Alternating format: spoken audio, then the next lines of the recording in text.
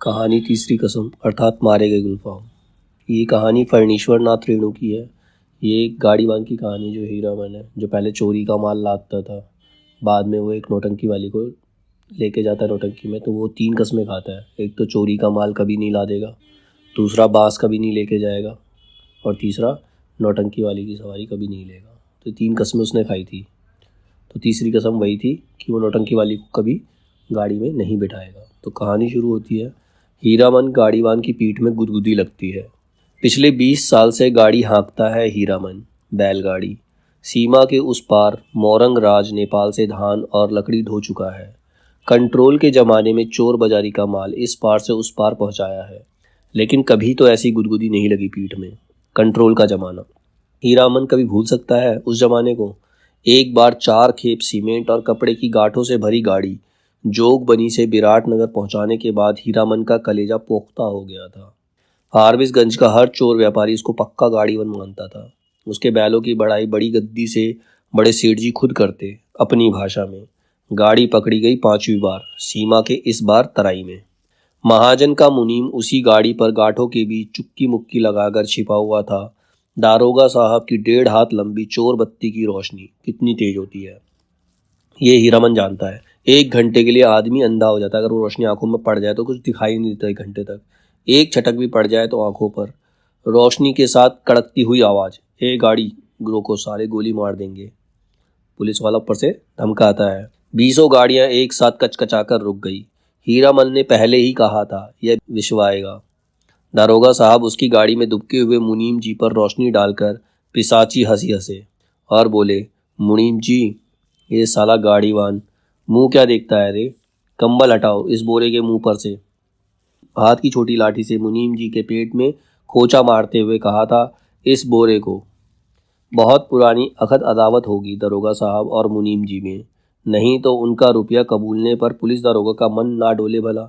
मतलब मुनीम जी ने उनको रिश्वत भी देनी चाहिए, लेकिन दरोगा साहब नहीं हिले। 4,000 तो गाड़ी पर बैठा बैठा ही दे रहा था।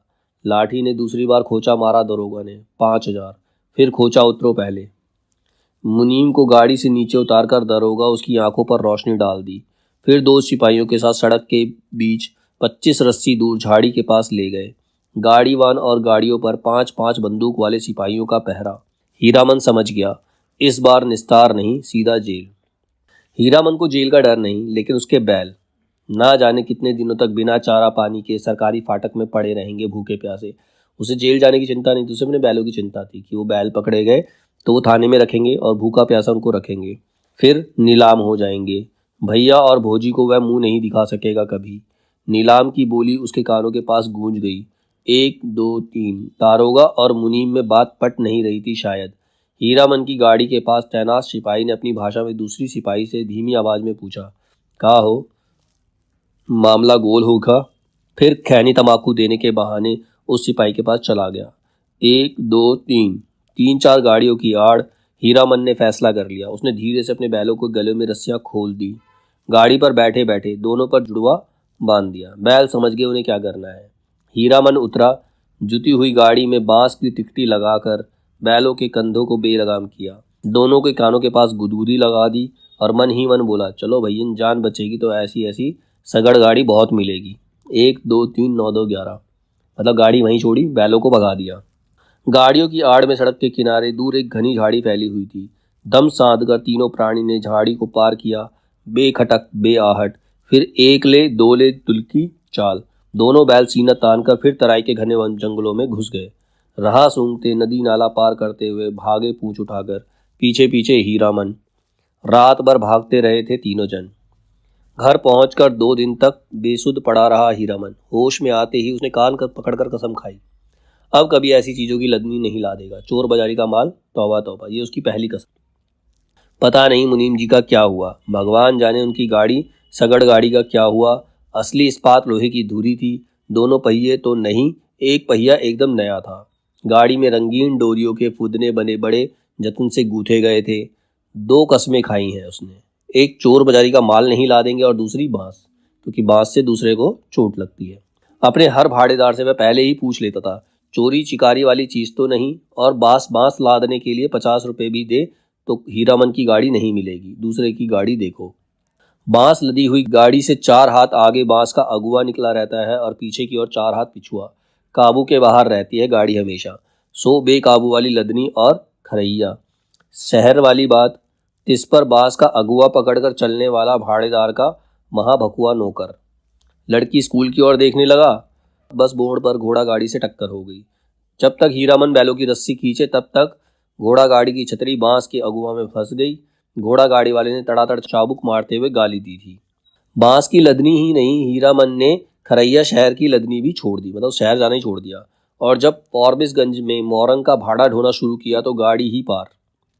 कई वर्षों तक हीरामन ने बैलों को आधीदारी पर जोता, आधा भाड़ा गाड़ी वाले का और आधा बैल वाले का। हिस गाड़ीवान करो मुफ्त। आधीदारी की कमाई से पहले के पेट नहीं बढ़ते। पिछले साल ही उसने अपनी गाड़ी बनवाई है। देवी मैया भला करे उस सर्कस कंपनी के बाग का। पिछले साल इसी मेले में बाग गाड़ी को ढोने दोनों घोड़े मर गए थे। चंपानगर ने फारबिसगंज मेला आने के समय सर्कस कंपनी के मैनेजर ने गाड़ीवान पट्टी में ऐलान करके कहा था 100 रुपया भाड़ा मिलेगा। 1-2 गाड़ीवान राजी हुए, लेकिन उनके बैल बाग गाड़ी से 10 हाथ दूर ही डर कर ढिरकने लगे, रस्सी तुड़वाकर भागे। हीरामन ने अपने बैलों की पीठ सहलाते हुए कहा, देखन भैया, ऐसा मौका फिर नहीं हाथ आएगा। यही मौका है अपनी गाड़ी बनवाने का, नहीं तो फिर आधीदारी। अरे पिंजड़े में बंद बाघ का क्या डर, मोरंग की तराई में दहाड़ते हुए बाघों को देख चुके हो, फिर पीठ पर तो मैं हूँ। गाड़ी वालों के दल में तालियां पटपटा उठी एक साथ। सभी की लाज रख ली हीरामन के बैलों ने। हुकुम कर आगे बढ़ गए और बाघ गाड़ी में जुट गए। एक एक करके सिर्फ दाहिने बैल ने जुटने के बाद ढेर सारा पेशाब किया। हीरामन ने 2 दिन तक नाक से कपड़े की पट्टी नहीं खोली। बड़ी गद्दी के बड़े सेठ जी की तरह नख बंधन लगाए बिना बगाइन गद बर्दाश्त नहीं कर सकता कोई। बाग गाड़ी की गाड़ीवान की ही है हीरामन बाग गाड़ी की गाड़ीवानी की है हीरामन ने। कभी ऐसी गुदगुदी नहीं लगी पीठ में। आज रह रहकर उसकी गाड़ी में चंपा का फूल महक उठता है। पीठ में गुदगुदी लगने पर वह अंगोछे से पीठ झाड़ लेता है। हीरामन को लगता है 2 वर्ष से चंपानगर मेले की भगवती मैया उस पर प्रसन्न है। पिछले साल बाग गाड़ी जुट गई। नगद 100 रुपये भाड़े के अलावा बुतात 4 बिस्कुट और रास्ते भर बंदर, भालू और जोकर का तमाशा देखा जो फोकट में। और इस बार यह जनानी सवारी औरत है या चंपा का फूल, जब से गाड़ी महक रही है। कच्ची सड़क के एक छोटे से गड्ढे में गाड़ी का दाहिना पहिया बेमौके हिचकोला खा गया। हीरामन की गाड़ी से एक हल्की सिस की आवाज़ आई। हीरामन ने दाहिने बैल को दुआली से पीटते हुए कहा, साला क्या समझता है, बोरे की लदनी है क्या?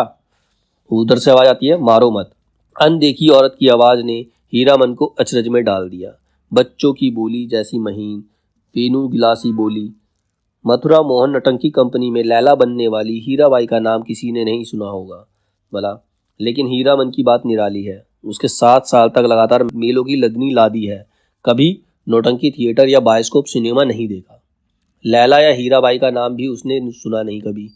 देखने की क्या बात, सो मेला टूटने के 15 दिन पहले आधी रात की बेला में काली ओढ़नी में लिपटी औरत को देखकर उसके मन में खटका अवश्य लगा था।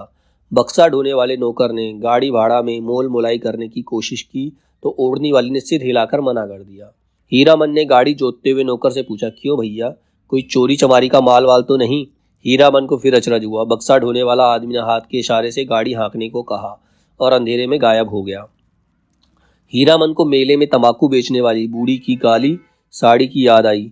ऐसे में कोई क्या गाड़ी हाँके, एक तो पीठ में गुदगुदी लग रही है, दूसरे रह रहकर चंपा का फूल खिल जाता है उसकी गाड़ी में। बैलों को डांटो तो इस पर बिस करने लगती है उसकी सवारी। औरत अकेली, तंबाकू बेचने वाली बूढ़ी नहीं। आवाज़ सुनने के बाद वह बार बार कर मुड़कर टप्पर में एक नज़र डाल देता है, अंगूठे से पीठ झाड़ता है। भगवान जाने क्या लिखा है इस बार उसकी किस्मत में। गाड़ी जब पूरब की ओर मुड़ी, एक टुकड़ा चांदनी उसकी गाड़ी में समा गई। सवारी की नाक पर एक जुगनू जगमगा उठा। हीरामन को सब कुछ रहस्यमय अद्भुत लग रहा था। सामने चंपानगर में सिंधिया गांव तक फैला हुआ मैदान, कहीं डाकिन पिशाचनी तो नहीं। हीरामन की सवारी ने करवट ली। चांदनी पूरे मुखड़े पर पड़ी तो हीरामन चीखते चीखते रुक गया। अरे बाप रे, ये तो परी है। परी की आंखें खुल गई। हीरामन ने सामने सड़क की ओर मुंह कर लिया और बैलों को टिटकारी दी। वह जीप को तालू से सटाकर टी आवाज निकालता है। हीरामन की जीभ ना जाने कब से सूखकर लकड़ी जैसी हो गई है। भैया तुम्हारा नाम क्या है? हूबहू फेनू गिलास। हीरामन में के रोम रोम बज उठे। मुंह से बोली नहीं निकली। उसके दोनों बैल भी कान खड़े करके इस बोली को परखने लगे। मेरा नाम नाम मेरा है हीरामन। उसकी सवारी मुस्कुराती है, मुस्कुराहट में खुशबू है। तब तो मीता कहूँगी भैया, नहीं, मेरा नाम भी हीरा है। इस हीरामन को प्रतीत नहीं, मर्द और औरत के नाम में फर्क होता है। हाँ जी, मेरा नाम हीराबाई है। कहाँ हीरामन और कहाँ हीराबाई, बहुत फर्क है। हीरामन ने अपने बैलों को झिड़की दी। कान चुनिया कर गप सुनने से ही 30 कोस मंजिल कटेगी क्या? इस बाएं नाटे के पेट में शैतानी भरी है। हीरामन ने बाएं बैल को दुआली की हल्की झड़प दी। मारो मत, धीरे धीरे चलने दो, जल्दी क्या है? हीरामन के सामने सवाल उपस्थित हुआ। वह क्या कहकर गप करे हीराबाई से? तोहे कहे हाँ। उसकी भाषा में बड़ों को अहा अर्थात आप कहकर संबोधित किया जाता है। कचहारी बोली में 2-4 सवाल जवाब चल सकता है। दिल खोल गप तो गांव की बोली में ही की जा सकती है किसी से। ऐसिन कार्तिक की भोर में छा जाने वाले कुहासे से हीरामन को पुरानी चिढ़ है। बहुत बार वह सड़क भूलकर भटक चुका है, किंतु आज के भोर के इस घने कुहासे में भी वह मगन है। नदी के किनारे धान खेतों से फूले हुए धान के पौधों की पवनियां गंध आती है। पर्व पावन के दिन गांव में ऐसी ही सुगंध फैली रहती है। त्योहार के दिनों में उसकी गाड़ी में फिर चंपा का फूल खिला। उस फूल में एक परी बैठी है, जैसे भगवती। हीरामन ने आंख की करखियों से देखा। उसकी सवारी मीता, हीराबाई की आंखें गुजुर गुजुर उसको हेर रही हैं, मतलब उसी को घूर रही है। हीरामन के मन में कोई अजानी रागनी बज उठी। सारी देर सिरसिरा रही है। वह बोला, बैल को मारते हैं तो आपको बहुत बुरा लगता है। हीराबाई ने परख लिया, हीरामन सचमुच हीरा है। 40 साल का हट्टा कट्टा काला कलूटा देहाती नौजवान अपनी गाड़ी और अपने बैलों के सिवाय दुनिया की किसी और बात में विशेष दिलचस्पी नहीं लेता। घर में बड़ा भाई है, खेती करता है, बाल बच्चे वाला आदमी है। हीरामन भाई से बढ़कर भाभी की इज्जत करता है, भाभी से डरता भी है। हीरामन की भी शादी हुई थी। बचपन में ही गोने के पहले दुल्हन मर गई। हीरामन को अपनी दुल्हन का चेहरा याद नहीं। दूसरी शादी ना करने के अनेक कारण है। भाभी की जिद, कुमारी लड़की से ही हीरामन की शादी करवाएगी। कुमारी का मतलब हुआ 5-7 साल की लड़की। कौन मानता है श्रद्धा कानून? कोई लड़की वाला दो ब्याहू को अपनी लड़की गरज पड़ने पर ही दे सकता है। भाभी उसकी 3 सत करके बैठी है, सो बैठी है। भाभी के आगे भैया की भी नहीं चलती। अब हीरामन ने तय कर लिया है कि शादी नहीं करेगा। कौन बलाए मोल लेने जाए? ब्याह करके फिर गाड़ी वानी क्या करेगा कोई, और सब कुछ छूट जाए। गाड़ी वानी नहीं छूट सकता तो हीरामन। हीराबाई ने हीरामन के जैसा निश्चल आदमी बहुत कम देखा है और पूछा, आपका घर कौन जिला में पड़ता है? कानपुर नाम सुनते ही उसकी हंसी छूटी। तो बैल भड़क उठे। हीरामन हंसते समय सिर नीचा कर लेता है। हंसी बंद होने पर उसने कहा, वाह रे कानपुर, तब तो नागपुर भी होगा। और जब हीराबाई ने कहा नागपुर भी है, तो वह हंसते हंसते दोहरा हो गया। वाह रे दुनिया, क्या क्या नाम होता है, कानपुर, नागपुर। हीरामन ने हीराबाई के कान के फूल को गौर से देखा। नाक की नक छवि के नक को देखकर सिहर उठा। उसकी लहू की बूंद में उबाल आ गया। हीरामन ने हीराबाई का नाम नहीं सुना कभी। नौटंकी कंपनी की औरत को वह बाई जी नहीं समझता है। कंपनी में काम करने वाली औरतों को वह देख चुका है। सर्कस कंपनी की मालकिन अपनी दोनों जवान बेटियों के साथ बाग गाड़ी के पास आती थी। बाग को चारा पानी देती थी, प्यार भी करती थी खूब। हीरामन के बैलों को भी डबल रोटी बिस्कुट खिलाया था बड़ी बेटी ने। हीरामन होशियार है। कुहासा छटते ही अपनी चादर से टप्पर में पर्दा कर दी। बस 2 घंटा, उसके बाद रास्ता चलना मुश्किल है। कार्तिक की सुबह की धूप आप बर्दाश्त नहीं कर सकिएगा। कजरी नदी के किनारे तेगछिया के पास गाड़ी लगा देंगे। दोपहरिया काट कर सामने से आती हुई गाड़ी को दूर से ही देखकर वह सतर्क हो गया। लीक और बैलों पर ध्यान लगाकर बैठ गया। राह काटते हुए गाड़ीवान ने पूछा, मेला टूट रहा है क्या भाई? हीरामन ने जवाब दिया, वह मेले की बात नहीं जानता। उसकी गाड़ी पर विदागी है, यानी कि नैया या ससुराल जाती हुई लड़की, उसको विदागी कहते हैं, जो विदाई करने जा रहा है। ना जाने किस गांव का नाम बता दिया हीरामन ने। छत्तापुर पचीरा कहाँ है? कहीं हूँ, यह लेकर अब क्या करिएगा? हीरामन अपनी चतुराई पर हंसा। पर्दा डाल देने पर भी पीठ में गुदगुदी लगती है। हीरामन पर्दे के छेद से देखता है। हीराबाई एक दिया सलाई की डिब्बी के बराबर आईने में अपने दांत देख रही है। मदनपुर मेले में एक बार बैलों को नन्ही चित्ती कोड़ियों की माला खरीद दी थी हीरामन ने, छोटी छोटी नन्ही नन्ही कोड़ियों की पात। तेगछिया के तीनों पेड़ दूर से ही दिखाई पड़ते हैं। हीरामन ने पर्दे को जरा सरकाते हुए कहा, देखिए यही है तेगछिया। 2 पेड़ जटामासी बड़ हैं, और एक उस फूल का क्या नाम है, आपके कुर्ते पर जैसा फूल छपा हुआ है वैसा ही खूब महकता है, 2 कोस दूर तक गंध जाती है। उस फूल को खमीरा तंबाकू में डालकर पीते भी हैं लोग। और उस अमराई की आड़ में कई मकान दिखाई पड़ते हैं, वहाँ कोई गांव है या मंदिर। हीरामन ने बीड़ी सुलगाने से पहले पूछा, बीड़ी पिए, आपको गंध तो नहीं लगेगी? वही है नामलगढ़ ड्योढ़ी, जिस राजा के मेले में हम लोग आ रहे हैं उसी का दियात गोतिया है जा रे जमाना। हीरामन ने जा रे जमाना कहकर बात को चाशनी में डाल दिया। हीराबाई की टप्पर के पर्दे में तिरछे खोस दिया। हीराबाई की दंत पंक्ति कौन जमाना ठुड्डी पर हाथ रखकर साग्रह बोली, नामलगढ़ ड्योढ़ी का जमाना क्या था और क्या से क्या हो गया। हीरामन गप रसाने का भेद जानता है। हीराबाई बोली, तुमने देखा था वह जमाना? देखा नहीं, सुना है। राज कैसे गया? वही हैफल वाली कहानी। सुनते हैं घर में देवता ने जन्म ले लिया।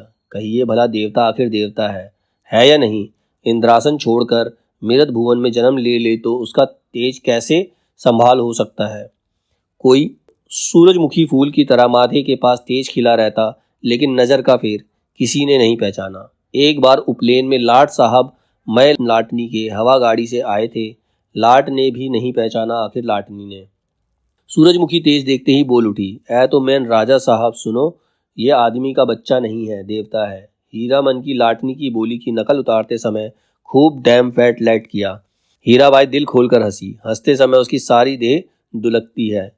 हीराबाई ने अपनी ओढ़नी ठीक कर ली। हीरामन को लगा कि तब उसके बाद क्या हुआ मीता? इस कथा सुनने का बड़ा शौक है आपको, लेकिन काला आदमी राजा क्या महाराजा भी हो जाए, रहेगा काला आदमी ही। साहब के पास जैसा अक्ल कहाँ से पाएगा? हंसकर बात उड़ा दी सभी ने। तब रानी को बार बार सपना देने लगा देवता। सेवा नहीं कर सकते तो जाने दो, नहीं रहेंगे तुम्हारे यहाँ। इसके बाद देवता का खेल शुरू हुआ। सबसे पहले दोनों दंतार हाथी मरे, फिर घोड़ा, फिर पटपटांग। पटपटांग क्या है? हीरामन का मन पल पल में बदल रहा है।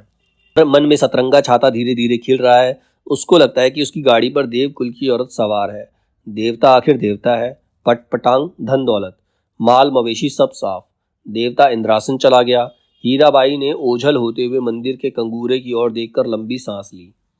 लेकिन देवता ने जाते जाते कहा, इस राज में कभी एक छोड़कर 2 बेटा नहीं होगा। धन हम अपने साथ ले जा रहे हैं, गुण छोड़ जाते हैं। देवता के साथ सभी देव देवी चले गए, सिर्फ सरस्वती मैया रह गई। सरस्वती मैया रह गई, उसका मंदिर है। देसी घोड़े पर पाट के बोध लाजे हुए बनियों को आते देख हीरामन ने टप्पर के पर्दे को गिरा दिया। बैलों को ललकार कर विदेशिया नाच का वंदना गीत गाने लगा। जय मैया सरस्वती अजी करत बानी, हमरा पर होई के सहाय है मैया, हमारा पर हो के सहाय। वो गाना गाने लगा। घोड़ लद्दे बनियों ने हीरामन ने हुलस कर पूछा, क्या भाव पटिया खरीदते हो महाजन? लंगड़े घोड़े वाले बनिए ने बटगमनी में जवाब दिया, नीचे 27-28 ऊपर 30, जैसा माल वैसा भाव। जवान बनिए ने पूछा, मेला का क्या हाल चाल है भाई? कौन नौटंकी कंपनी का खेल हो रहा है, रोता कंपनी या मथुरा मोहन? मेले का हाल मेले वाला जाने। हीरामन ने फिर छत्तापुर पचीरा का नाम लिया। सूरज 2 बास ऊपर आ गया। हीरामन अपने बैलों से बात करने लगा, 1 कोस जमीन, जरा दम बांध कर चलो, प्यास की बेला हो गई ना?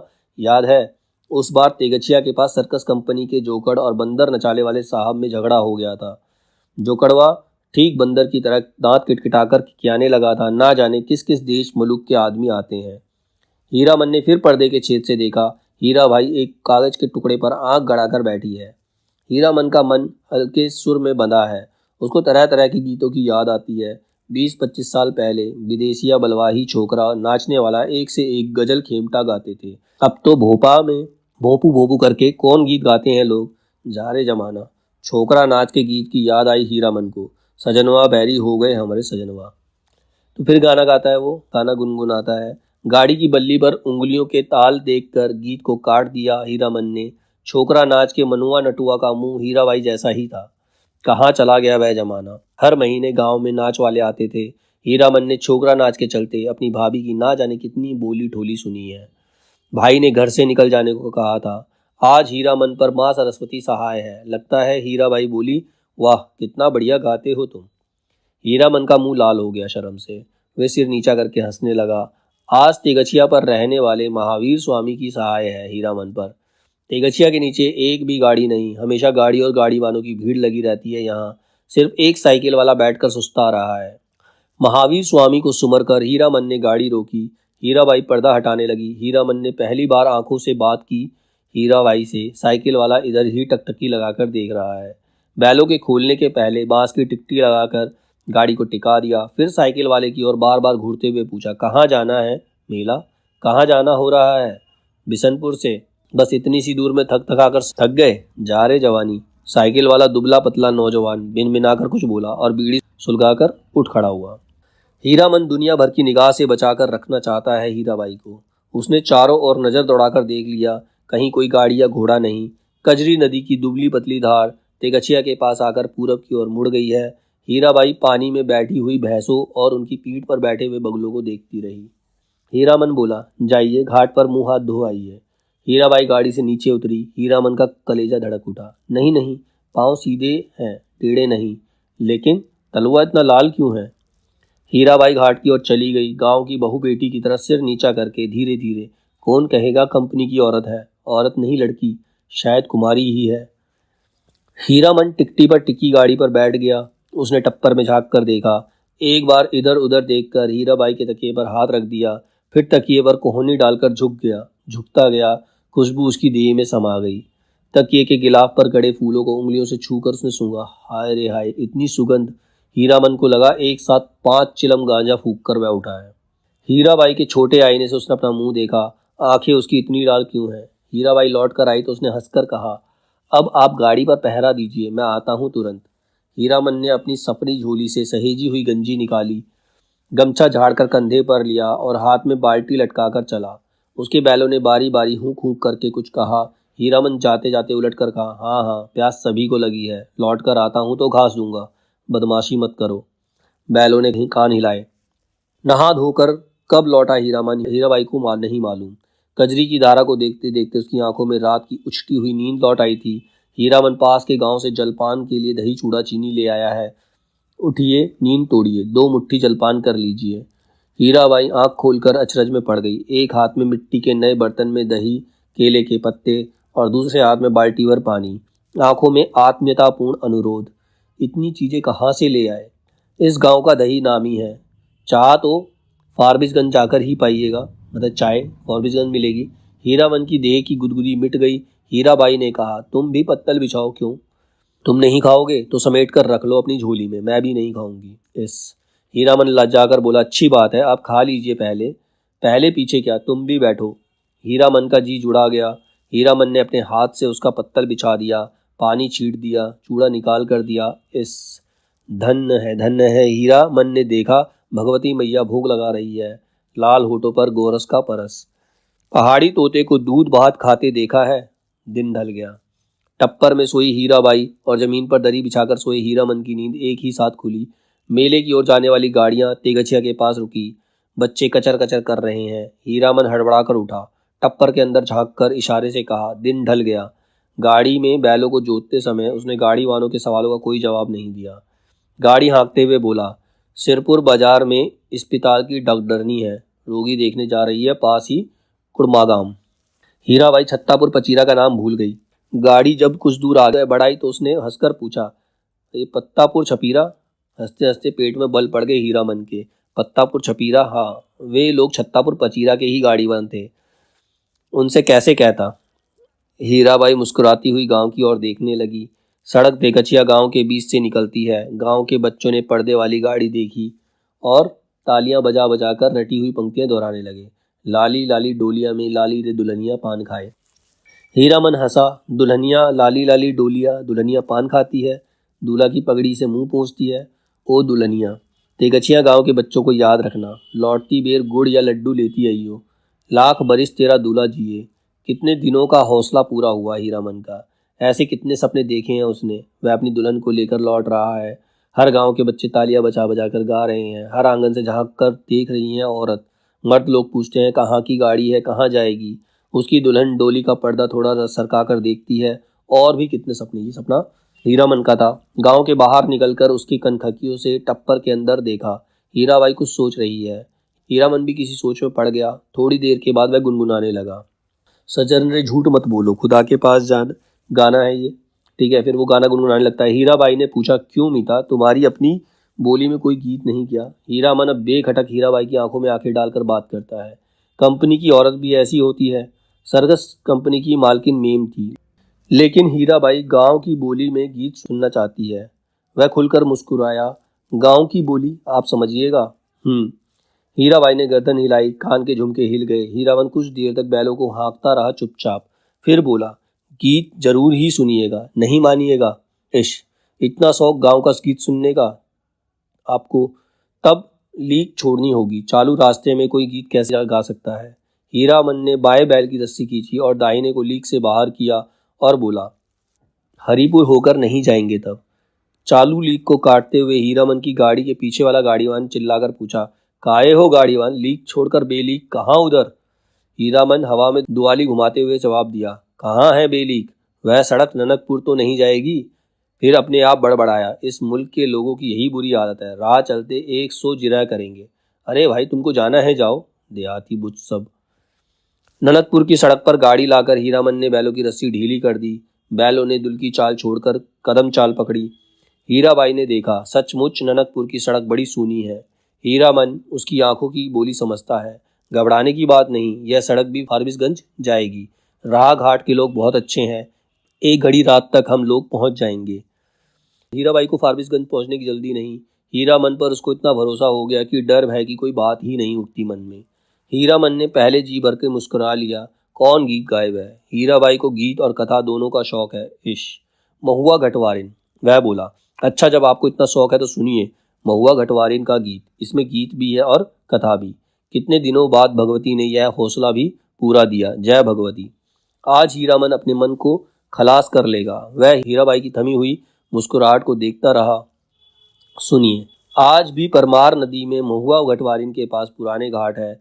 इसी मलूक की थी महुआ, मतलब इसी देश किसी गांव की थी तो घटवारिन, लेकिन 100 संतवती में एक थी। उसका बाप दारू ताड़ी पीकर दिन रात बेहोश पड़ा रहता था। उसकी सौतेली माँ साक्षात राक्षसनी, बहुत बड़ी नजर चालक, रात में गांजा दारू अफीम चुराकर बेचने वालों से लेकर तरह तरह के लोगों से उसकी जान पहचान थी। सबसे घुट्टी भर हेल मेल। महुआ कुमारी थी, लेकिन काम कराते कराते उसकी हड्डी निकाल दी थी राक्षसनी ने। जवान हो गई, कहीं शादी ब्याह की बात तो नहीं चलाई। एक रात की बात सुनिए।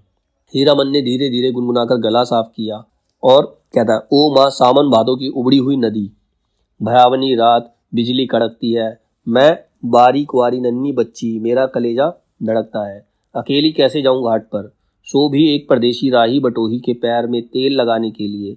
सत माँ ने उसे बज्जर किवाड़ी बंद कर ली। आसमान में मेघ हड़बड़ा उठे, हर हरा कर बरसा होने लगी। महुआ रोने लगी अपनी माँ को याद करके।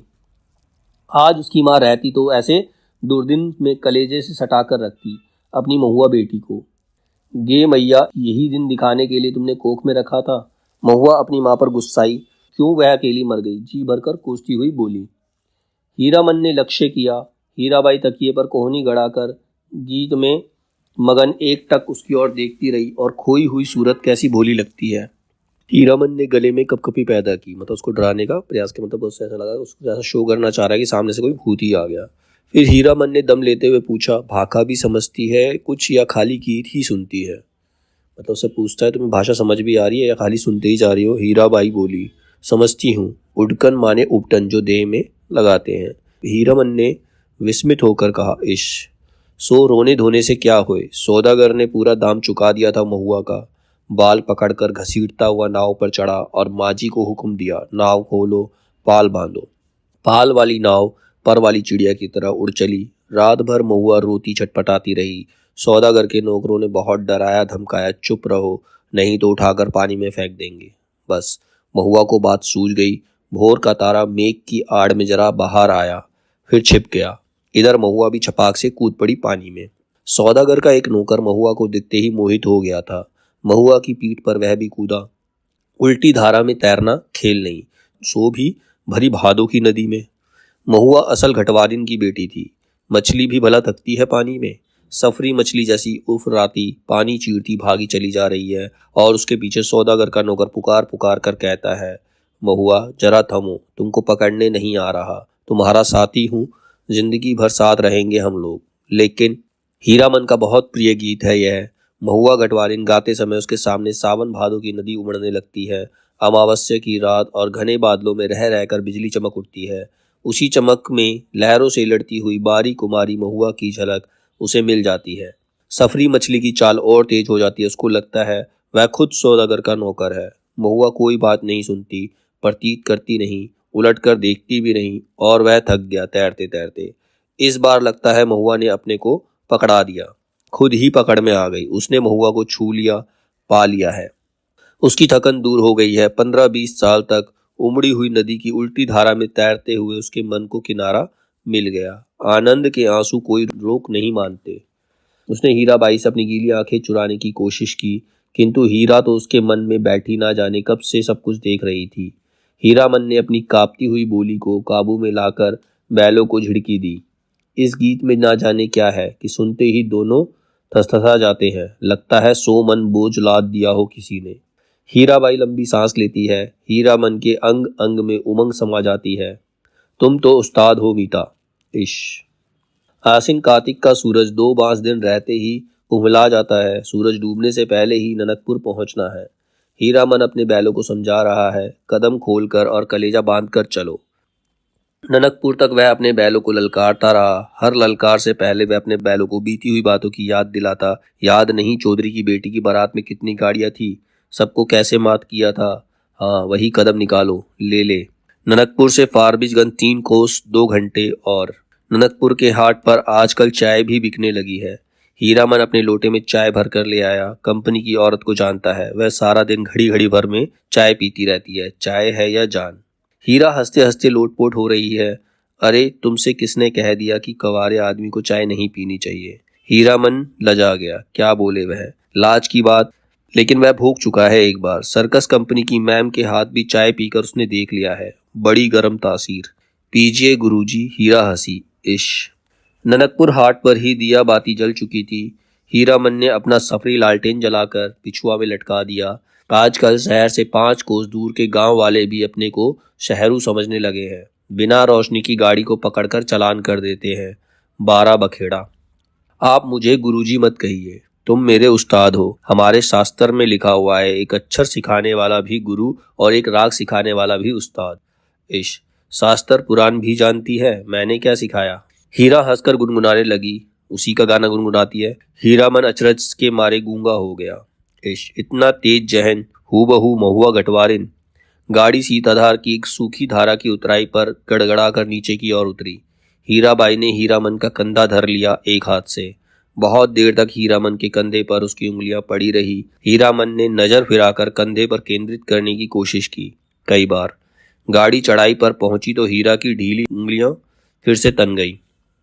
सामने फारबिसगंज शहर की रोशनी झिलमिला रही है। शहर से कुछ दूर हटकर मेले की रोशनी, टप्पर में लटके लालटेन की रोशनी में छाया नाचती है आसपास।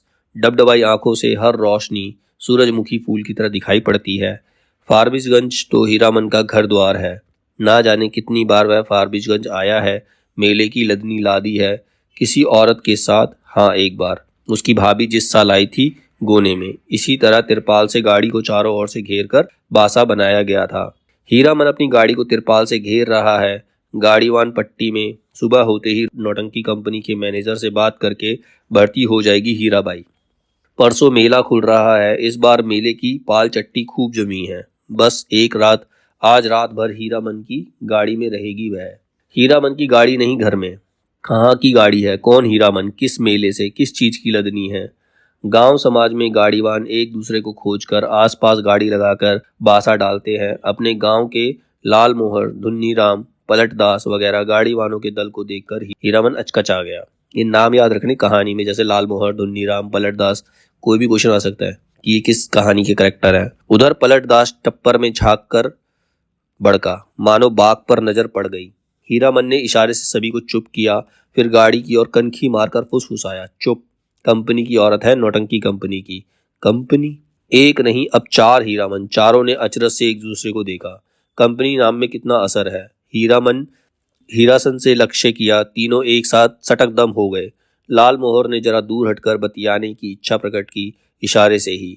हीरामन ने टप्पर की ओर मुंह करके कहा, होटल तो नहीं खुला होगा कोई, हलवाई के यहाँ से पक्की ले आवे। हीरामन जरा इधर सुनो, मैं कुछ नहीं खाऊंगी अभी। लो तुम आओ। क्या है? पैसा?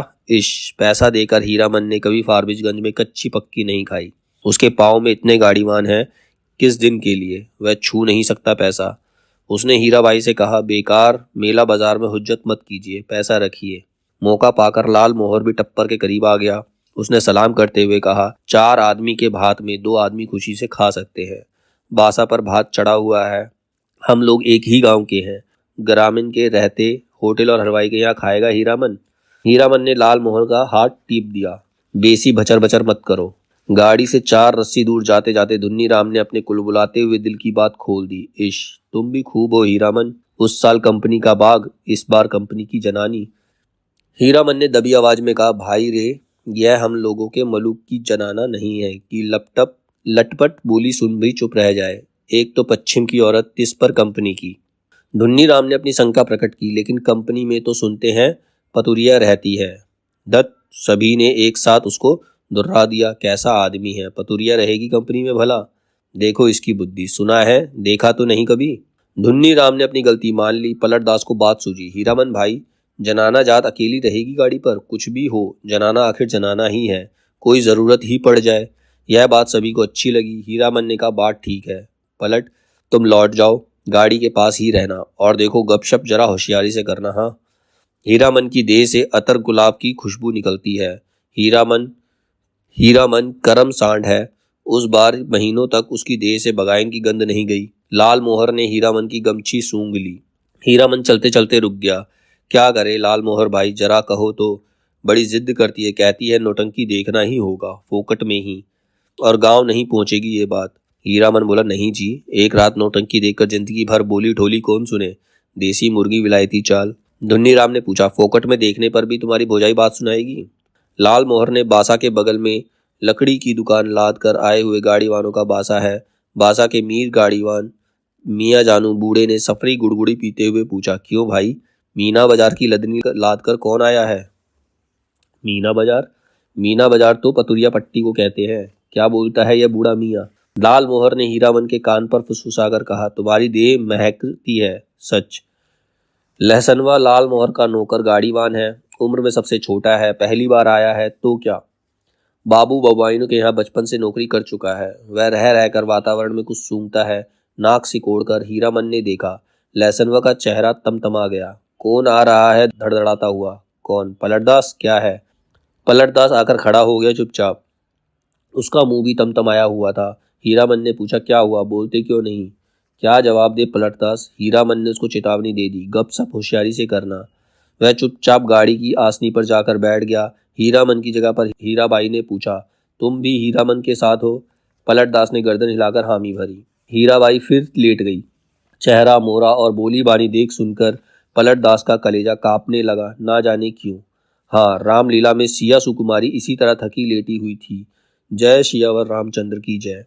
पलटदास के मन में जय जयकार होने लगा। वह दास वैष्णव है, कीर्तनिया है। थकी हुई सीता महारानी के चरण टीपने की इच्छा प्रकट थी उसने। हाथ में उंगलियों के इशारे से मानो हारमोनियम की पटरियों पर नाच रहा हो। हीराबाई तमक कर बैठ गई।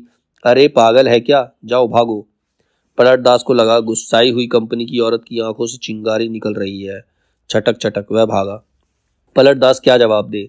वह मेला से भी भागने का उपाय सोच रहा है। बोला, कुछ नहीं, हमको व्यापारी मिल गया, अभी भी स्टेशन जाकर माल लादना है। भात में तो अभी देर है, मैं लौट आता हूँ तब तक।